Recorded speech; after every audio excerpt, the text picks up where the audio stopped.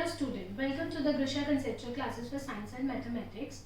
In this video, I am going to discuss the next technique for the separation of solid liquid mixture, that is chromatography. Chromatography technique हम कब use करते हैं? जब हमारे पास जो substance हमें separate करना है उसका अमाउंट बहुत कम होता है, बहुत थोड़ा होता है. फॉर एग्जाम्पल, एक ब्लैक इंक है, उसकी डॉट लगा के उसमें से हमें कलर्ड कंपोनेंट्स अलग अलग निकालने हैं, तब हम क्रोमेटोग्राफी यूज़ करेंगे. Suppose we have a blood sample, उसमें से हमें ड्रग और पॉइजन निकालना है, बट जो ब्लड सैंपल का अमाउंट है वो हमारे पास बहुत ही कम है. ठीक है, तो उस टाइम पे उनको सेपरेट करना, उसमें से ड्रग और पॉइजन निकालना हम किस मेथड से करेंगे? क्रोमेटोग्राफी टेक्निक से. ठीक है, तो क्रोमेटोग्राफी टेक्निक क्या है? It is a technique of separating two or more dissolved solids which are present in a solution in very small quantities. जब एक ही सॉल्यूशन में दो और मोर डिसॉल्व सॉलिड्स हैं, ठीक है, एक ही सॉल्वेंट एक ही है लेकिन उसके अंदर सॉल्यूट मोर देन 2 है, 2 या उससे ज़्यादा है, लेकिन उनका अमाउंट बहुत कम है, तब जो हमें सेपरेटिंग टेक्निक यूज़ करनी है उस टाइम पे हम कौन सी सेपरेशन टेक्निक यूज़ करेंगे? Chromatography. I am repeating again. When we have a common solvent, in one solvent there are 2 or more dissolved solids are present and we want to separate all the dissolved solids, but that dissolved solids are present in a very minute quantities. हाँ, अगर वो खत्म loss हो जाएगा तो हम उसको gain नहीं कर सकते. ठीक है, तो स्मॉल क्वांटिटीज ऑब्टेन करने के लिए हमें बहुत प्रिसाइज टेक्निक चाहिए जिससे उसका अमाउंट हमें एग्जैक्ट मिल जाए. तो उस टाइम पे जो टेक्निक हम यूज करेंगे दैट इज क्रोमेटोग्राफी. ठीक है, तो क्रोमेटोग्राफी का प्रिंसिपल क्या है? The separation is based on the fact that 2 or more solids are soluble in the same solvent but their solubilities may be different. मतलब एक ही सॉल्वेंट में दो या दो से ज्यादा सॉल्यूट सॉल्युबल है लेकिन उनकी सॉल्युबिलिटी लेवल डिफरेंट है. मतलब कोई बहुत अच्छे ज्यादा से सॉल्युबल है, कोई बहुत कम सॉल्युबल है. ठीक है, सॉल्युबिलिटी लेवल अलग अलग है सबका. ठीक है, तो उस केस में हम कौन सी टेक्निक यूज करते हैं? क्रोमेटोग्राफी. तो क्रोमेटोग्राफी इस प्रिंसिपल को यूज करता है. क्रोमेटोग्राफी यूज करने के लिए हम क्या तो क्रोमेटोग्राफ पेपर यूज करते हैं या हम फिल्टर पेपर भी यूज कर सकते हैं. ठीक है, first I am explaining what how we perform the chromatography, then I read the steps. हम एक फिल्टर पेपर लेंगे, thin strip of filter paper लेंगे, 3 सेंटीमीटर बिलो द एज, नीचे वाली साइड से उसके ऊपर 3 सेंटीमीटर अबव, मतलब ये डिस्टेंस कितना होना चाहिए? 3 सेंटीमीटर, मिनिमम 3 सेंटीमीटर, ज़्यादा भी ले सकते हो. ठीक है, वहाँ पे एक पेंसिल से लाइन ड्रॉ करेंगे और उसके सेंटर में जिस चीज़ को भी सेपरेट करना है उसका सैंपल डालेंगे. सपोज हमें ब्लैक इंक सेपरेट करनी है. ब्लैक इंक क्या होता है? It's a mixture of 2 or more colour die, जिसमें रेड, ग्रीन, ब्लू डाइस का मिक्सचर प्रेजेंट होता है. अगर हमें रेड डाई अलग चाहिए, ब्लू डाई अलग चाहिए, ग्रीन डाई अलग चाहिए, एक ब्लैक इंक से, एक स्पॉट से हमें चेक करना है, तो हम कौन सी टेक्निक यूज कर सकते हैं? क्रोमेटोग्राफी.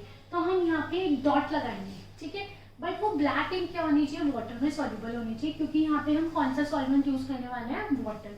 ठीक है, और आपको blood, you can use also blood also, तो ब्लड की एक ड्रॉप यहाँ पे लगा दो. उसके बाद एक हम ग्लास जार लेंगे.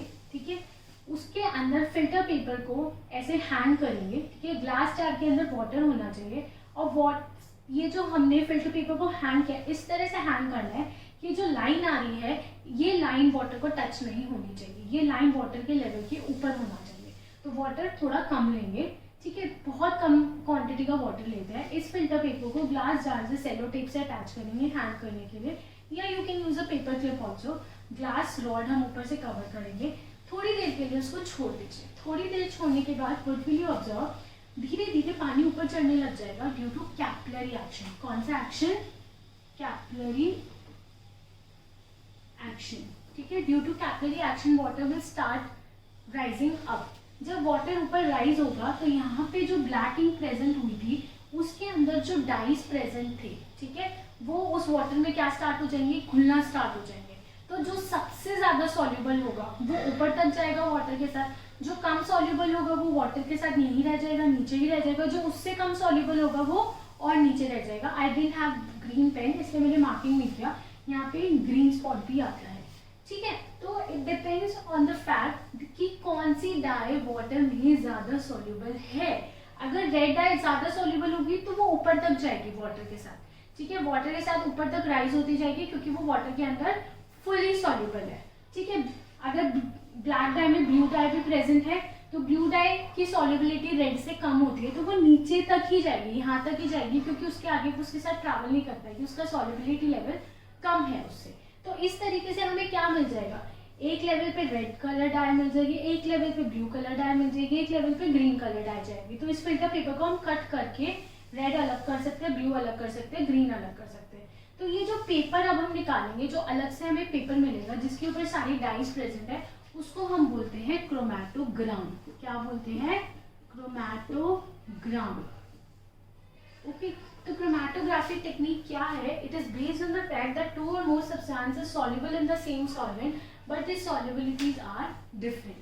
So what we are doing, we are taking a thin strip of filter paper, draw a line on it using a pencil approximately 3 cm above the lower edge, put a small drop of ink at the center of line and let it dry.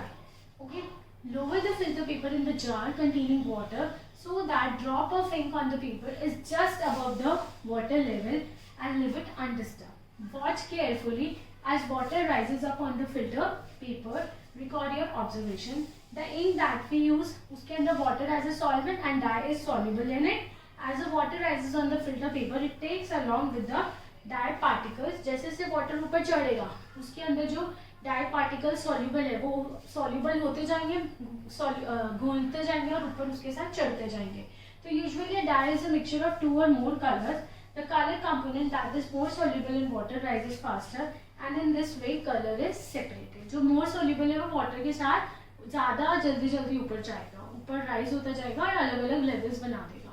ठीक है, तो chromatography technique कब use करते हैं, जब दो और मोर solute एक ही सॉल्वेंट में सॉल्युबल है लेकिन उनकी सॉल्युबिलिटी लेवल डिफरेंट है और उन सॉल्यूट का अमाउंट बहुत कम है, तब हम ये बहुत प्रिसाइज टेक्निक यूज़ करते हैं क्रोमैटोग्राफी, और इसको हम पेपर क्रोमैटोग्राफी भी बोलते हैं. There are different kinds of chromatography techniques are available, but this is the basic one. ठीक है, कॉलम क्रोमैटोग्राफी, ये सब आपके सिलेबस में नहीं है, आपको नहीं पढ़ना. तो इस क्रोमैटोग्राफी को हम क्या बोलते हैं, पेपर क्रोमैटोग्राफी. तो एप्लीकेशंस क्या होगी, you can write the applications of chromatography that it is used to separate the drugs और पॉइजन्स फ्रॉम द ब्लड. ठीक है, अगर ब्लड में ड्रग्स है, पॉइजन्स है, हमें आइडेंटिफाई करना है कौन सा पॉइजन है, तो हमें वो पॉइजन एक्सट्रैक्ट करना पड़ेगा. तो we will extract by the chromatography techniques. Dyes from the colours से डाइज निकालना है, pigments from the natural colours से हमें पिगमेंट्स चाहिए. तो हम ये सारी टेक्निक क्रोमैटोग्राफी टेक्निक वहाँ पे अच्छे से यूज़ कर सकते हैं. ठीक है, आई होप आपको सब कुछ समझ आ गया है.